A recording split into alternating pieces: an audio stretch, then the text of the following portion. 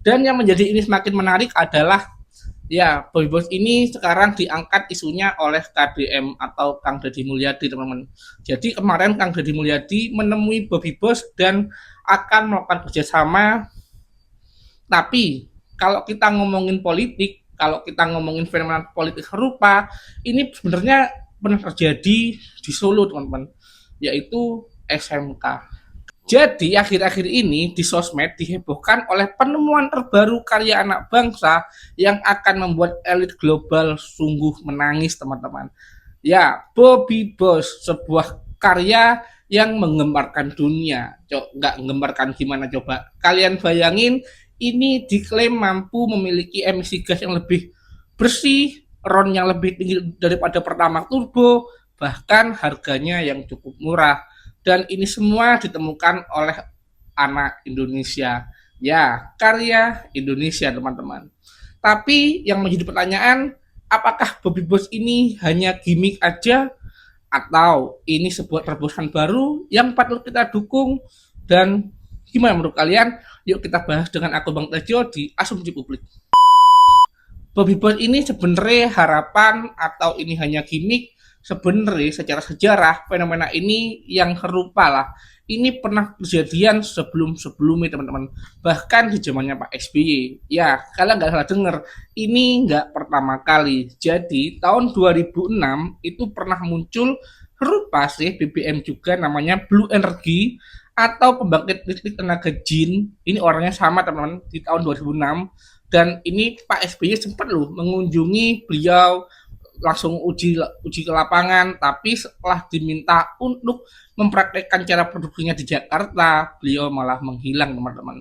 Dan waktu itu penemu Blue Energy ini atau PLTJ, pembangkit tenaga jin ini, ternyata pernah melakukan penipuan di salah satu kampus, dan salah satunya adalah UGM. Walaupun UGM itu kayaknya masih belum ketipu, tapi ada salah satu kampus besar yang sudah tertipu ratusan juta, teman-teman. Katanya dia mengklaim mempunyai sebuah teknologi yang menawarkan blue energy dan pembangkit listrik tenaga jin. Ya, padahal kita waktu SD dulu belajar pertama kali bahwa energi tidak dapat dimusnahkan dan tidak dapat tiada. Dia hanya bisa beralih dan berpindah tempat dan berpindah wujud.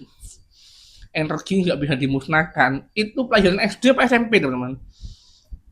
Dan fenomena serupa juga pernah terjadi di tahun 2012, yaitu PLTH, pembangkit listrik tenaga hampa. Ini kayaknya di Malang, teman-teman, kejadiannya. Dan ini cukup menghebohkan berita nasional waktu itu, dan ternyata banyak yang beli dan sampai rumah dipakai, oh nggak sesuai klaimnya, katanya bisa berjam-jam bahkan berhari-hari tanpa isi ulang, tanpa dicas, dan dibongkar ternyata isinya aki dong.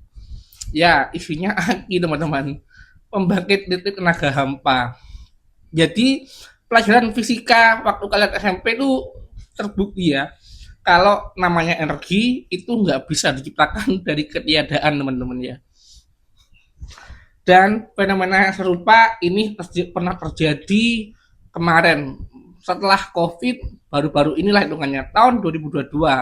Kalian pernah dengar dong namanya Nikuba, teman-teman. Nikuba.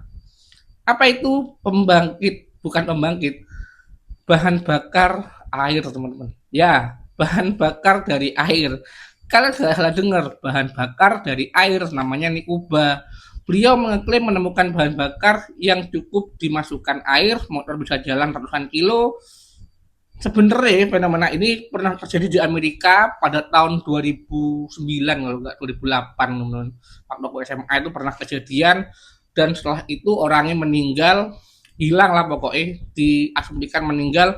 Banyak orang berteori konspirasi kalau orangnya diculik, dibunuh, atau ditembak mafia gas, mafia minyak. Kalian pasti pernah dengar ya, pernah dengar lah, dulu di Amerika itu ada ilmuwan yang menemukan bahan bakar dari air, teman-teman.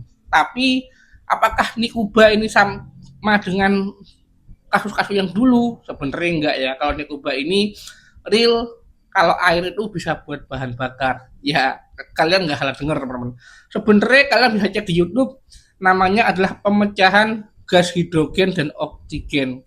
Intinya dielektrolisasi, pokoknya dipecah antara gas hidrogen dan oksigen teman-teman, menggunakan listrik atau aki teman-teman. Intinya pakai dua kutub utara min dan plus, nanti dia akan gelembung, nanti akan pisah tuh, hidrogennya akan ke atas lah. Yang digunakan bahan bakarnya bukan air sebenarnya, yaitu gas hidrogennya yang di tempat ruang pembakaran teman-teman. Jadi bener ya, kalau air itu sebenarnya bisa buat bahan bakar, yang dimanfaatkan adalah hidrogen, bukan air 100% ya.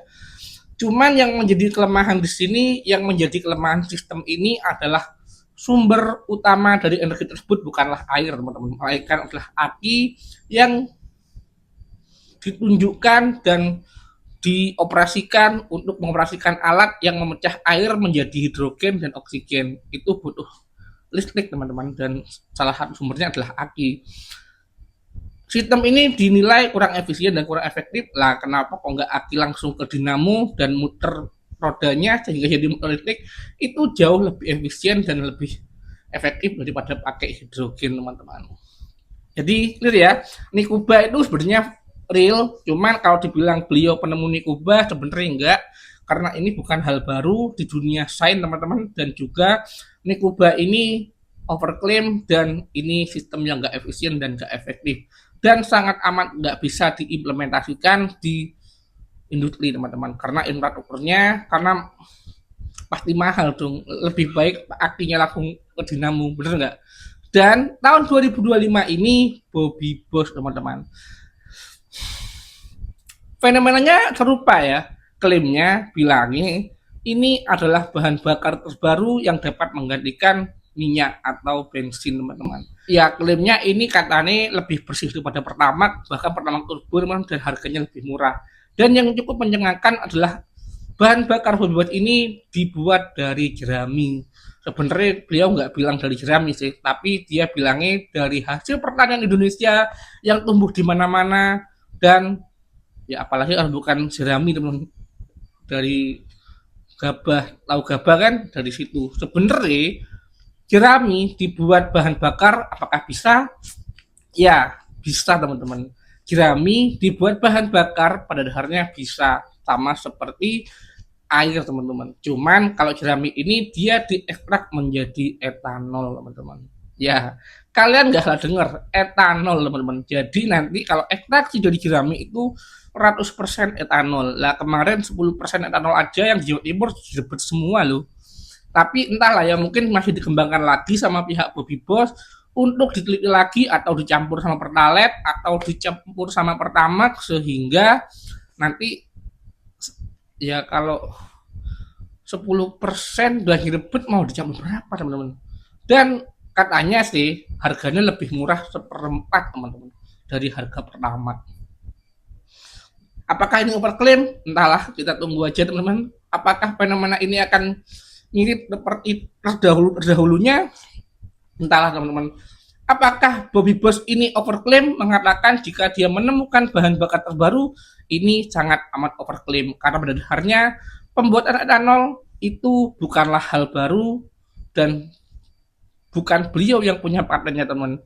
Ekstraksi etanol dari tanaman itu bukan hal baru, bahkan di Indonesia ada perusahaan pembuat etanol 100% dari tebu teman-teman.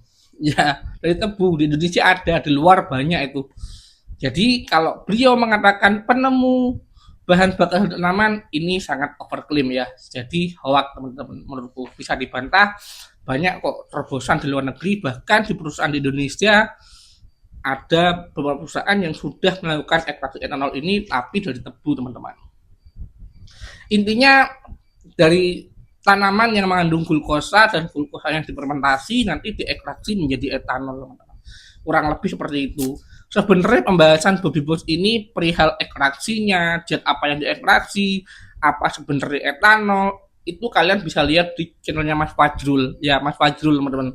Fajrul FX, kalian bisa YouTube sendiri, dijelasin secara gamblang apa itu etanol, kenapa jerami bisa menghasilkan etanol, dan apakah etanol itu efisien terhadap mesin, apakah nanti secara ekonomi akan lebih efektif dari minyak.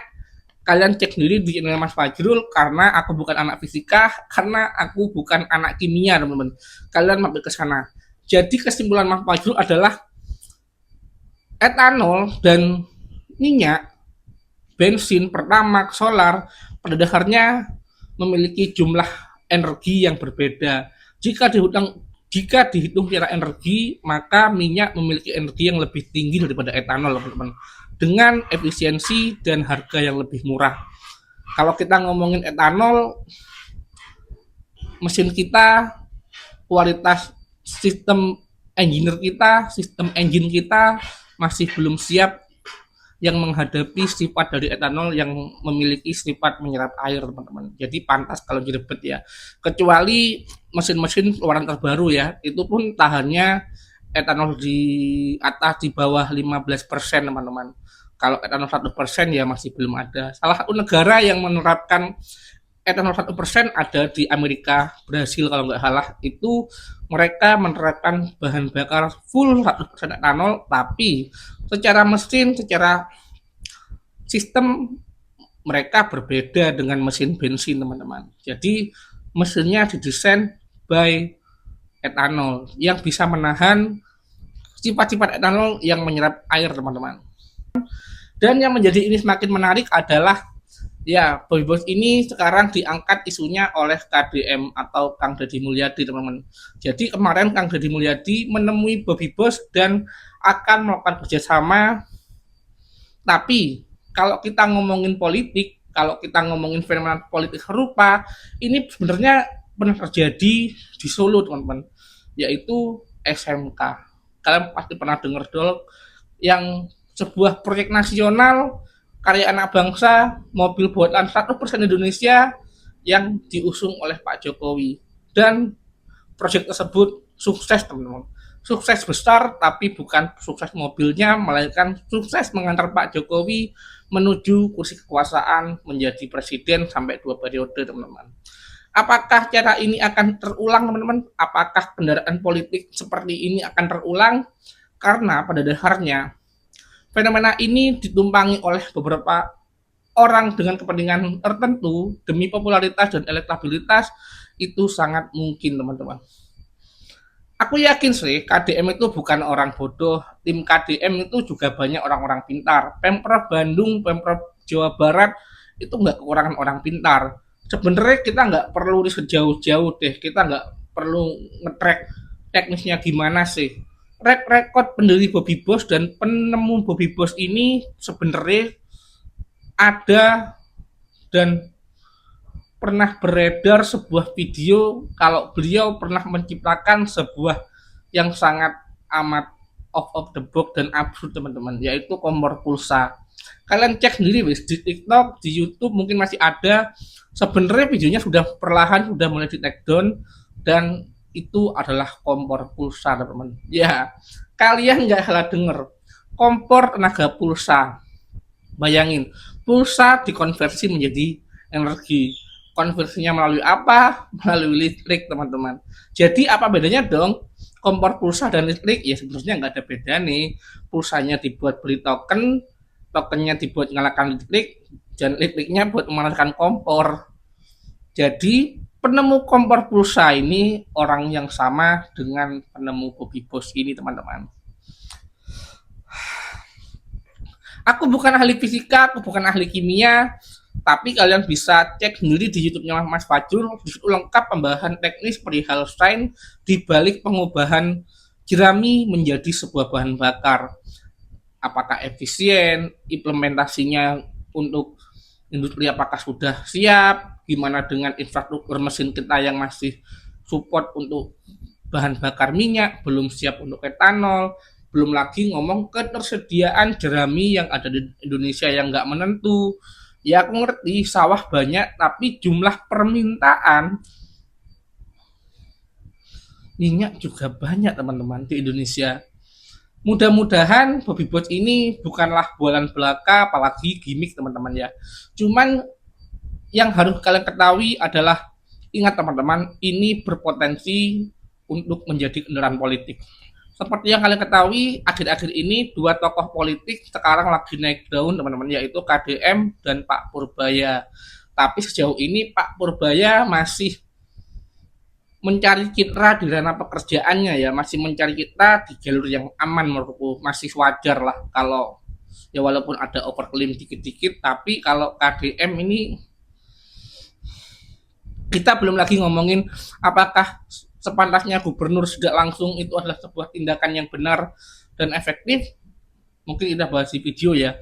Sebenarnya kalau pemimpin, gubernur, wali kota, presiden, tugas mereka adalah memastikan birokrasinya bekerja dengan baik, bukan sidak sendiri teman-teman. Kalau sidak sendiri lah apa gunanya kalian dipilih dan memimpin birokrasi teman-teman. Dan namanya aja pemangku kebijakan, bukan tukang eksekusi teman-teman. Ingat ya, pemangku kebijakan, bukan eksekusi. Kalau namanya pemangku kebijakan itu berarti kan soal pembuat keputusan ya. Jadi menurut kalian gimana? Apakah Bobby Boss ini adalah sebuah harapan atau ini hanya gimmick belaka teman-teman, atau ini hanyalah sebuah proyek kendaraan politik yang ditunjukkan untuk tahun 2030 yang tujuannya untuk mengangkat suatu nama seorang tokoh politik teman-teman. Aku nggak ngomong Bobby Boss ini pasti keliru, penipuan, scam dan lain-lain karena masih belum terbukti, dan kita tunggu aja pembuktiannya di hidupnya KDM teman-teman. Ya mudah-mudahan nggak terlalu lama ya, nggak digeret kemana-mana, mudah-mudahan tahun depan lah, jangan kelamaan. Kalau sampai 2030 nanti keburu dibuat kendaraan politik kan ya. Aku cuma ingin kalian entahlah kok teman-teman, hati-hati, jangan gampang menilai sesuatu berdasarkan berita dan permukaannya saja. Apalagi fenomena ini pernah terulang baik dari sisi teknologinya, dari sisi pembuatan bahan bakarnya, bahkan dari sisi politiknya. Ini pernah terjadi semua. Sejarah harus mengajarkan kita suatu hal teman-teman. Kita harus menjadi manusia yang minimal mempunyai referensi yang banyak teman-teman. Ya mudah-mudahan Bobby Boss ini terbukti benar dan kita tunggu pembuktiannya. Jangan lupa subscribe dan komen dan bye-bye.